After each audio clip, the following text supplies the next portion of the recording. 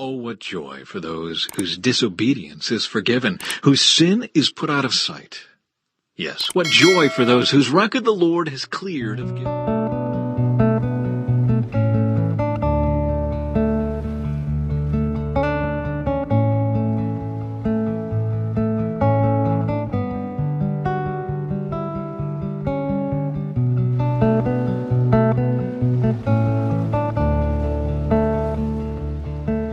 Psalm 32. Oh, what joy for those whose disobedience is forgiven, whose sin is put out of sight. Yes, what joy for those whose record the Lord has cleared of guilt, whose lives are lived in complete honesty. When I refused to confess my sin, my body wasted away, and I groaned all day long. Day and night your hand of discipline was heavy on me. My strength evaporated like water in the summer heat. Finally, I confessed all my sins to you and stopped trying to hide my guilt. I said to myself, I will confess my rebellion to the Lord, and you forgave me. All my guilt is gone. Therefore, let all the godly pray to you while there is still time, that they may not drown in the floodwaters of judgment. For you are my hiding place. You protect me from trouble. You surround me with songs of victory. The Lord says, I will guide you along the best pathway for your life. I will advise you and watch over you. Do not be like a senseless horse or mule that needs a bit and bridle to keep it under control. Many sorrows come to the wicked, but unfailing love surrounds those who trust the Lord. So rejoice in the Lord and be glad, all you who obey him. Shout for joy, all you whose hearts are pure.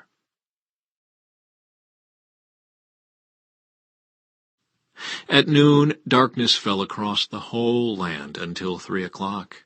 Then, at 3 o'clock, Jesus called out with a loud voice, Eli, Eli, lama sabachthani, which means, my God, why have you abandoned me? Some of the bystanders misunderstood and thought he was calling for the prophet Elijah. One of them ran and filled a sponge with sour wine, holding it up to him on a reed stick so he could drink. Wait, he said, let's see whether Elijah comes to take him down. Then Jesus uttered another loud cry and breathed his last. And the curtain in the sanctuary of the temple was torn in two from top to bottom. When the Roman officer who stood facing him saw how he had died, he exclaimed, This man truly was the Son of God. Some women were there watching from a distance, including Mary Magdalene, Mary the mother of James the younger and of Joseph, and Salome. They had been followers of Jesus and had cared for him while he was in Galilee. Many other women who had come with him to Jerusalem were also there. The burial of Jesus. This all happened on Friday, the day of preparation, the day before the Sabbath. As evening approached, Joseph of Arimathea took a risk and went to Pilate and asked for Jesus' body. Joseph was an honored member of the high council, and he was waiting for the kingdom of God to come. Pilate couldn't believe that Jesus was already dead, so he called for the Roman officer and asked if he had died yet. The officer confirmed that Jesus was dead, so Pilate told Joseph he could have the body. Joseph bought a long sheet of linen cloth. Then he took Jesus' body down from the cross, wrapped it in the cloth, and laid it in a tomb that had been carved out of the rock. Then he rolled a stone in front of the entrance. Mary Magdalene and Mary, the mother of Joseph, saw where Jesus' body was laid.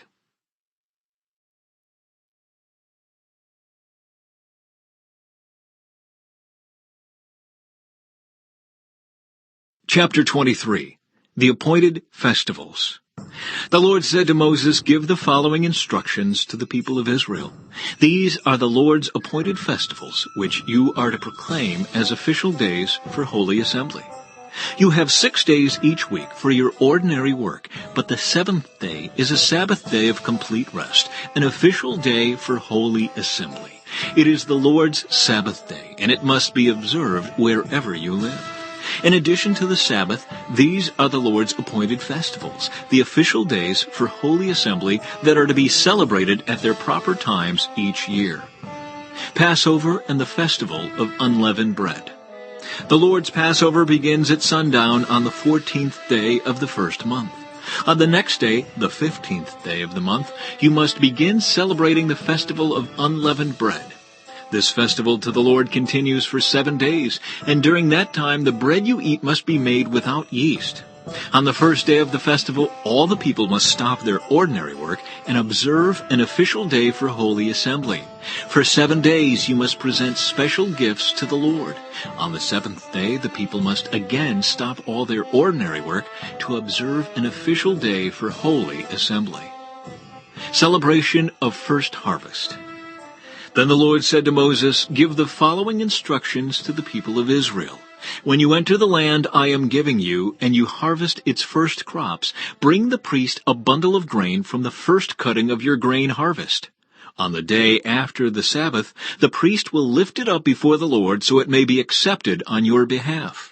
On that same day you must sacrifice a 1-year-old male lamb with no defects as a burnt offering to the Lord. With it you must present a grain offering consisting of 4 quarts of choice flour moistened with olive oil. It will be a special gift, a pleasing aroma to the Lord. You must also offer 1 quart of wine as a liquid offering. Do not eat any bread or roasted grain or fresh kernels on that day until you bring this offering to your God. This is a permanent law for you, and it must be observed from generation to generation wherever you live." The Festival of Harvest. From the day after the Sabbath, the day you bring the bundle of grain to be lifted up as a special offering, count off 7 full weeks. Keep counting until the day after the 7th Sabbath, 50 days later. Then present an offering of new grain to the Lord. From wherever you live, bring 2 loaves of bread to be lifted up before the Lord as a special offering. Make these loaves from 4 quarts of choice flour and bake them with yeast. They will be an offering to the Lord from the first of your crops. Along with the bread, present 7 one-year-old male lambs with no defects, 1 young bull, and 2 rams as burnt offerings to the Lord. These burnt offerings, together with the grain offerings and liquid offerings, will be a special gift, a pleasing aroma to the Lord. Then you must offer 1 male goat as a sin offering, and 2 one-year-old male lambs as a peace offering. The priest will lift up the 2 lambs as a special offering to the Lord, together with the loaves representing the first of your crops. These offerings, which are holy to the Lord, belong to the priests. That same day will be proclaimed an official day for holy assembly, a day on which you do no ordinary work. This is a permanent law for you, and it must be observed from generation to generation wherever you live. When you harvest the crops of your land, do not harvest the grain along the edges of your fields, and do not pick up what the harvesters drop.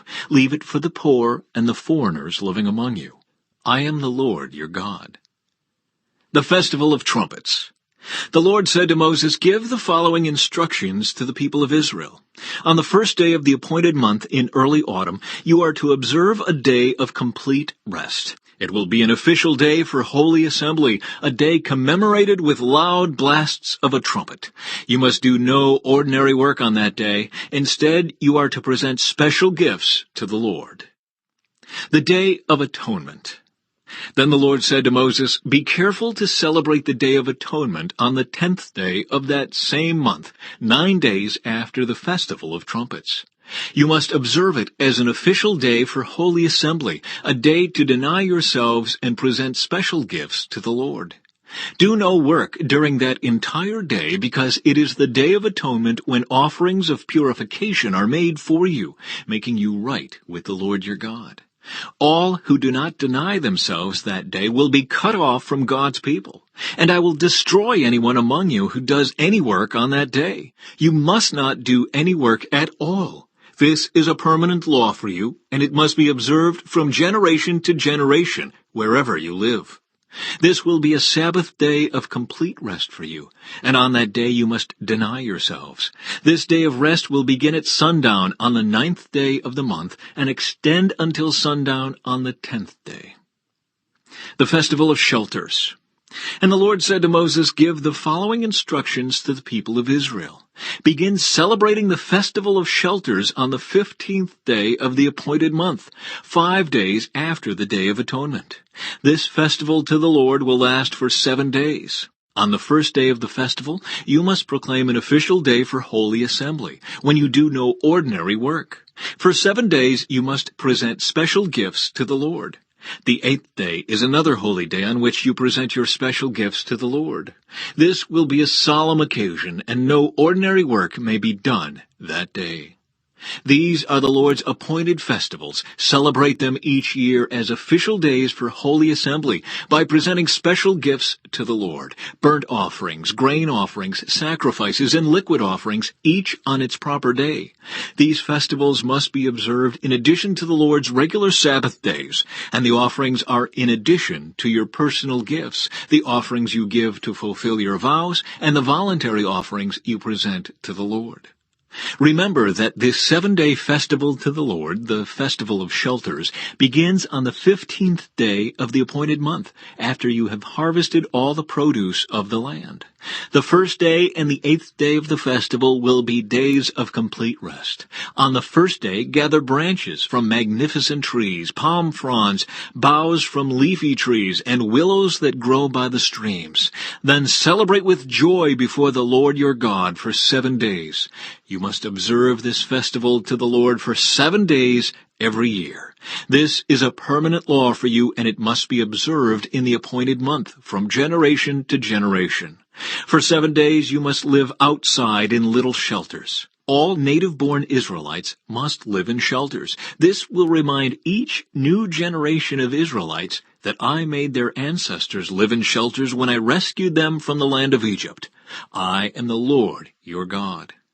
So Moses gave the Israelites these instructions regarding the annual festivals of the Lord.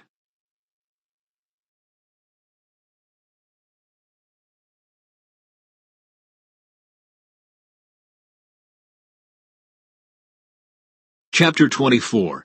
Pure Oil and Holy Bread. The Lord said to Moses, "Command the people of Israel to bring you pure oil of pressed olives for the light, to keep the lamps burning continually. This is the lampstand that stands in the tabernacle, in front of the inner curtain that shields the Ark of the Covenant. Aaron must keep the lamps burning in the Lord's presence all night. This is a permanent law for you, and it must be observed from generation to generation. Aaron and the priests must tend the lamps on the pure gold lampstand continually in the Lord's presence. You must bake 12 loaves of bread from choice flour, using 4 quarts of flour for each loaf.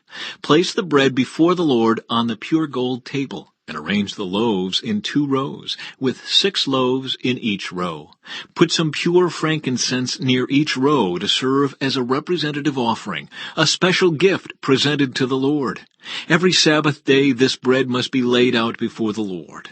The bread is to be received from the people of Israel as a requirement of the eternal covenant. The loaves of bread will belong to Aaron and his descendants, who must eat them in a sacred place, for they are most holy. It is the permanent right of the priests to claim this portion of the special gifts presented to the Lord. An example of just punishment. One day a man who had an Israelite mother and an Egyptian father came out of his tent and got into a fight with one of the Israelite men.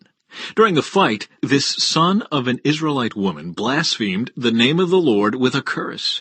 So the man was brought to Moses for judgment. His mother was Shelomith, the daughter of Dibri, of the tribe of Dan. They kept the man in custody until the Lord's will in the matter should become clear to them. Then the Lord said to Moses, "Take the blasphemer outside the camp and tell all those who heard the curse to lay their hands on his head. Then let the entire community stone him to death.